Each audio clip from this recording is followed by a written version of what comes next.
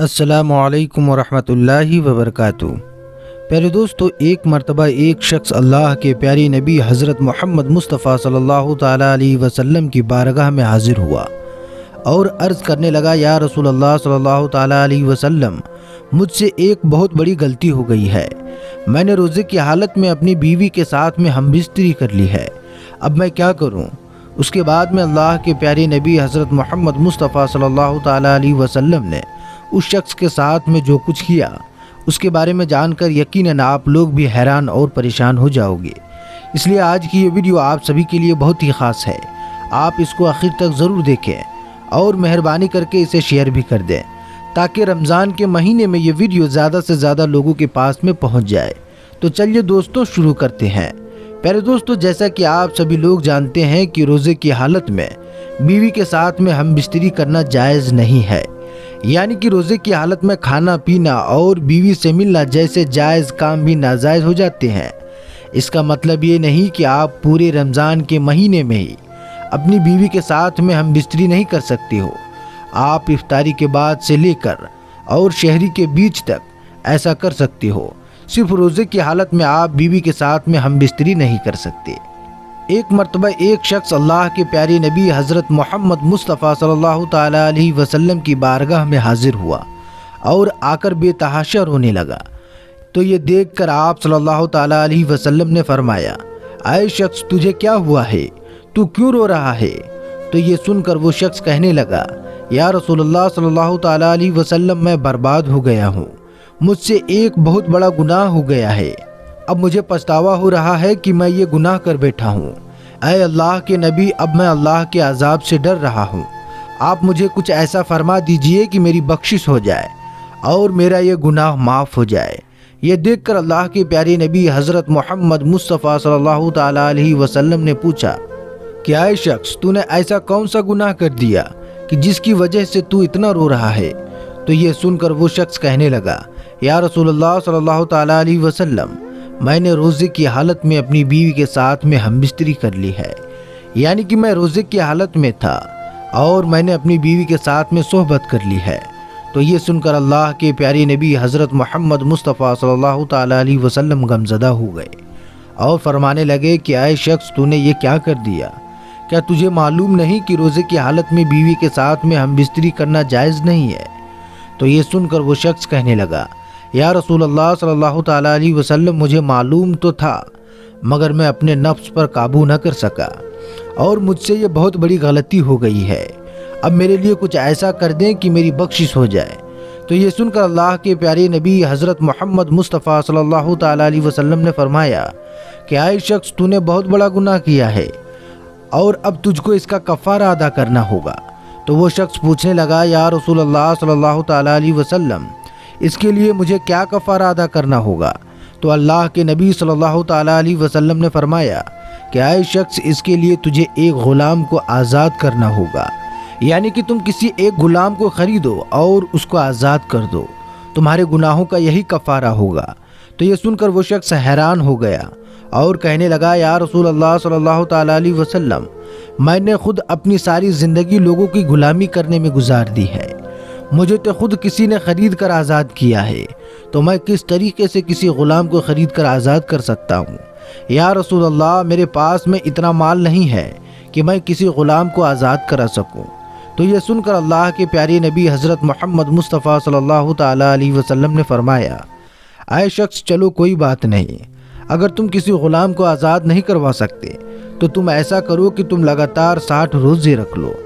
مگر یاد رکھنا روزے لگاتار ہونے چاہیے، بیچ میں ایک بھی روزہ نہیں چھوٹنا چاہیے۔ اب بیچ میں کبھی ایسا چھوٹ جائے تو پھر سے تمہیں پورے 60 روزے رکھنے ہوں گے۔ اگر تم نے ایسا کر لیا تو تمہارا یہ گناہ اللہ کی بارگاہ میں معاف ہو جائے گا اور تمہاری بیوی تمہارے لیے حلال ہو جائے گی۔ تو یہ سن کر وہ شخص پھر سے حیران ہو گیا اور کہنے لگا، یا رسول اللہ صلی اللہ تعالیٰ علیہ وسلم، میرے ایک روزے کا تو یہ حال ہے کہ میں ایک دن بھی اپنے نفس پر قابو نہ کر سکا، تو میں پھر لگاتار 60 روزے کیسے رکھ سکتا ہوں؟ اے اللہ کے نبی، میں یہ بھی کام نہیں کر پاؤں گا، میرے اندر اتنی قوت نہیں ہے، میرے اندر اتنی طاقت نہیں ہے کہ میں لگاتار 60 روزے رکھ پاؤں، اس لیے یا رسول اللہ صلی اللہ تعالیٰ علیہ وسلم، آپ مجھے کچھ اور فرما دیجئے۔ مجھ سے یہ بھی کام نہیں ہوگا۔ تو یہ سن کر اللہ کے پیارے نبی حضرت محمد مصطفیٰ صلی اللہ تعالیٰ علیہ وسلم مسکرا دیے اور کہنے لگے، اے شخص، اگر تم ایسا نہیں کر سکتے ہو تو ہمارے پاس میں ایک اور راستہ ہے، اور تم کسی غلام کو آزاد بھی نہیں کرا سکتے ہو، اور تم 60 روزے بھی لگاتار نہیں رکھ سکتے ہو۔ تو تم ایسا کرو کہ تم 60 مسکینوں کو یعنی کہ 60 غریبوں کو پیٹ بھر کے کھانا کھلا دو، تمہارا کفارہ ادا ہو جائے گا اور تمہاری بیوی تمہارے لیے حلال ہو جائے گی۔ تو یہ سن کر وہ شخص پھر سے عرض کرنے لگا، یا رسول اللہ صلی اللہ تعالیٰ علیہ وسلم کہ میرے گھر میں کھانے کو تو کچھ بھی نہیں ہے، ہماری حالت ایسی ہے کہ اگر مجھے صبح کو کھانا مل جائے تو شام کو بھوکا سونا پڑتا ہے، اور اگر شام کو کھانا مل جائے تو صبح کو بھوکا رہنا پڑتا ہے، تو میں 60 مسکینوں کو کیسے کھانا کھلا سکتا ہوں؟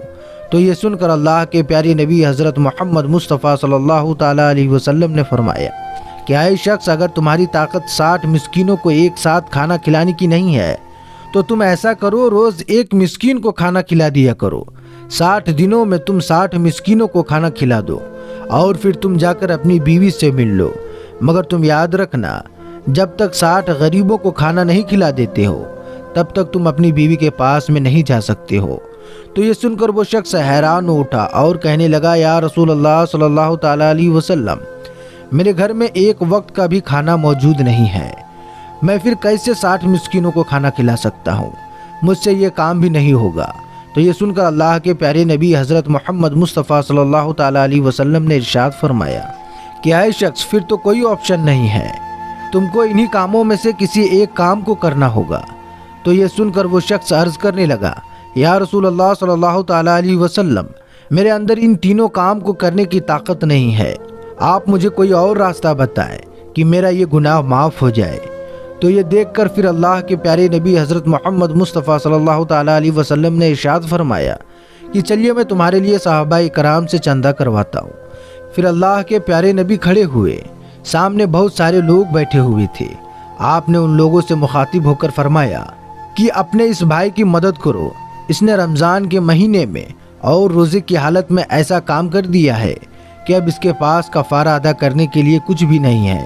تو تم لوگ اس کی پیسوں سے، کھجوروں سے، کپڑوں سے تھوڑی تھوڑی مدد کرو تاکہ یہ اپنے علاقے میں جا کر غریب مسکین لوگوں میں بانٹ سکے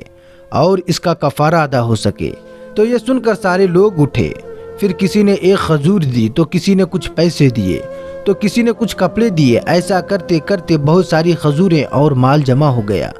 تو یہ دیکھ کر اللہ کے پیارے نبی حضرت محمد مصطفیٰ صلی اللہ تعالیٰ علیہ وسلم نے ارشاد فرمایا کہ اے شخص، انہیں لے جاؤ اور جا کر اپنے قبیلے میں، اپنے علاقے میں جو غریب لوگ ہیں، جو مسکین لوگ ہیں، ان میں ان کو بانٹ دو، تمہارا یہ گناہ معاف ہو جائے گا اور تمہارے لیے تمہاری بیوی حلال ہو جائے گی۔ تو یہ سن کر وہ شخص کہنے لگا، یا رسول اللہ صلی اللہ تعالیٰ علیہ وسلم کیا میں اسے غریبوں میں بانٹ دوں؟ اللہ کی قسم یا رسول اللہ، میرے پورے گاؤں میں، میرے پورے علاقے میں مجھ سے بڑا کوئی غریب ہے ہی نہیں۔ تو یہ سن کر سارے صحابہ کرام کو ہنسی آ گئی، سارے لوگ ہنس پڑے اور اللہ کے پیارے نبی حضور محمد مصطفیٰ صلی اللہ تعالیٰ علیہ وسلم بھی مسکرا دیے اور پھر کہنے لگے، اے شخص، اگر تمہارے علاقے میں تم سے زیادہ کوئی غریب ہے ہی نہیں تو تم ایسا کرو، جاؤ تم ہی ان کو کھا لو